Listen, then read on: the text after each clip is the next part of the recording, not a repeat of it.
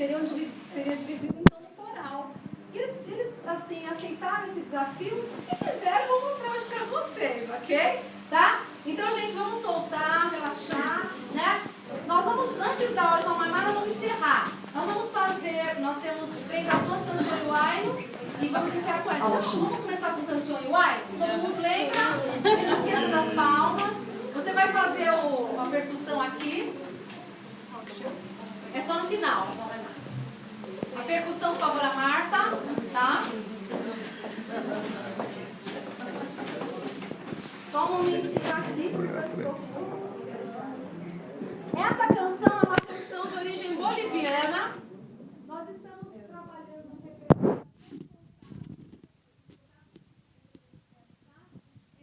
Vai trabalhar a história dos sentimentos.